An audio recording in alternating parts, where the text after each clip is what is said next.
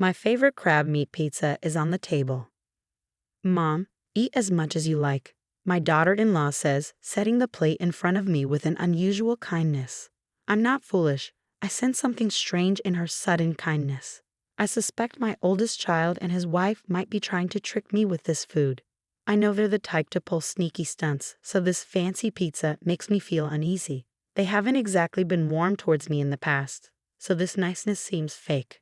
I'm not someone to be looked down upon. I can protect myself if I need to. I'm Mary, a housewife in my 60s, living alone since my husband passed away years ago. When he passed, my eldest and their new spouse offered to have me live with them. Since they were newlyweds, I wanted to give them their space, so I declined. Still, they were worried, so they moved close by, which I appreciated.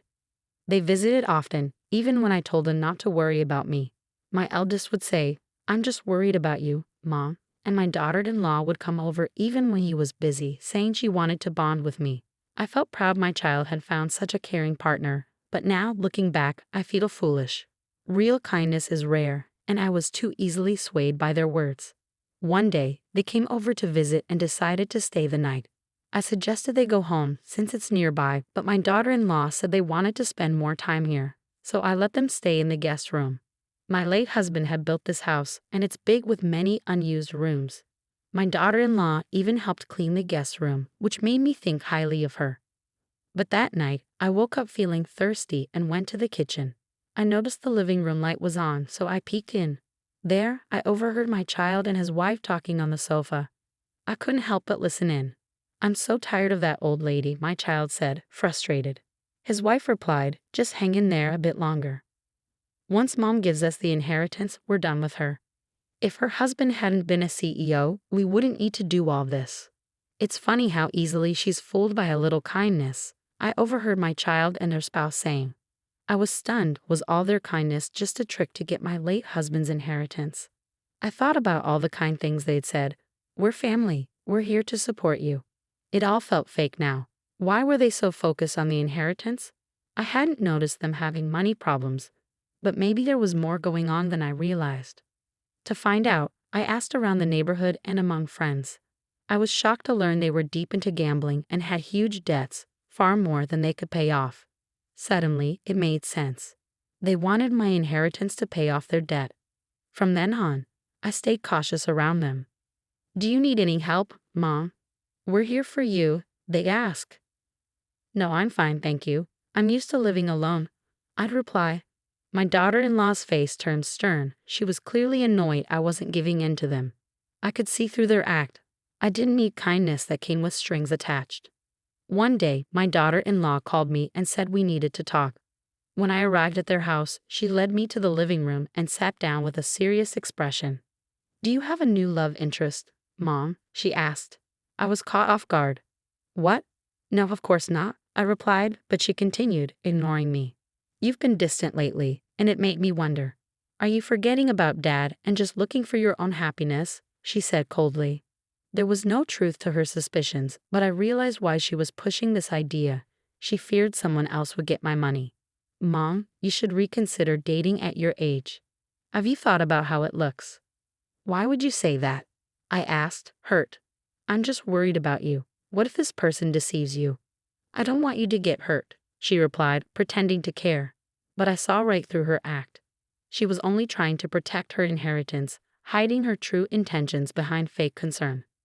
The true nature of my eldest child and their spouse was bound to come out eventually. I just had to wait for the right moment, and that moment came sooner than I expected.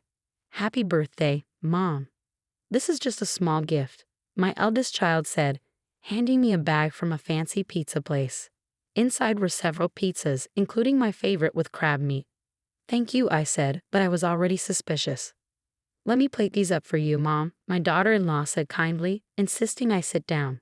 She took the bag and disappeared into the kitchen, with my eldest child following her to help. They were pretending to celebrate my birthday, but I knew something was off. When they returned with the plates, I saw the crab meat pizza in front of me. "Here's your favorite, Mom. Eat up," my eldest child said. It looked like a birthday celebration, but I wasn't fooled. I knew something was wrong, so I decided to act. "Well, it looks delicious, but my taste has changed recently. I actually prefer foie gras now," I said, reaching for my eldest child's plate, which had more of it. My eldest child tried to stop me. Wait, Mom, they said, but I just tilted my head in confusion. I used to love crab meat, but I've changed. I like foie gras now.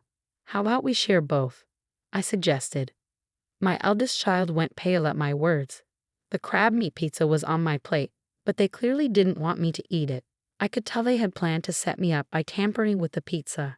You should try it, I said, holding up a slice of the crab meat pizza and offering it to them. With no way out, they reluctantly took a bite, their face turning green almost immediately. You look a bit pale. Maybe the pizza isn't right, my daughter-in-law said, sounding worried.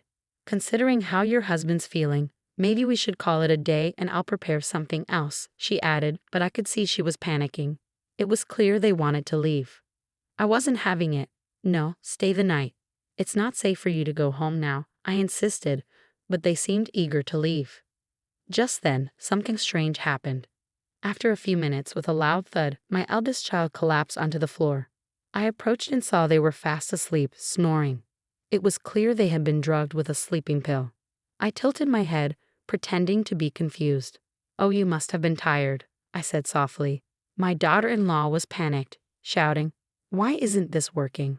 Wake up, wake up.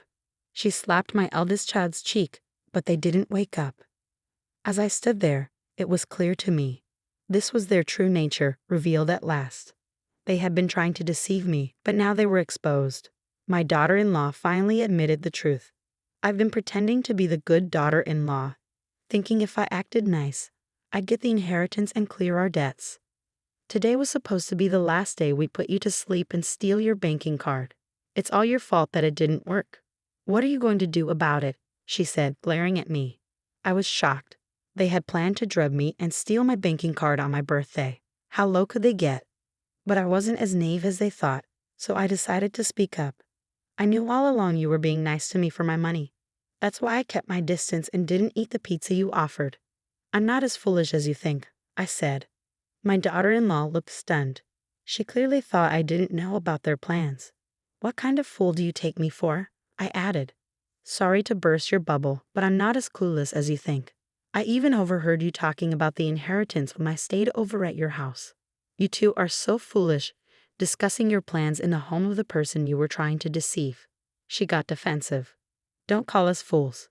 We've been trying our best. Well, if that's your best, no wonder you're in so much debt. You two are really pitiful, I replied, and her face dropped. She hadn't expected me to know about the debt. I found out you're deep in debt because of your gambling habits, I continued. You've racked up a lot of debt. Her face went pale. She must have realized there was no way out. Mom, I'm really sorry. Please forgive us. We can't survive without money. Please lend us some, and we'll pay you back, she begged. I couldn't believe it. Even after all of this, she was still asking me for money. Sorry, but I won't give you a single cent. I can't trust people like you to pay me back. Take responsibility for your actions, I said firmly. She seemed to understand and didn't ask for money again. After that, my relationship with my eldest child and daughter-in-law changed. They stopped coming to see me and barely contacted me. At first, I thought I might feel lonely, but instead, I felt relieved. I was free from their deception. Later, I heard from the neighbors that my eldest child and daughter-in-law had moved away. Apparently, some shady people had taken them, likely because they couldn't pay off their debt. They might be in a bad situation now, but that's no longer my concern. I reported the end of this messy chapter to my late husband's photo. It seemed like his expression in the photo showed relief. My only true family was my late husband, the one person who had always supported me. Life is short, but I want to live it strong, holding on to the memories I made with him.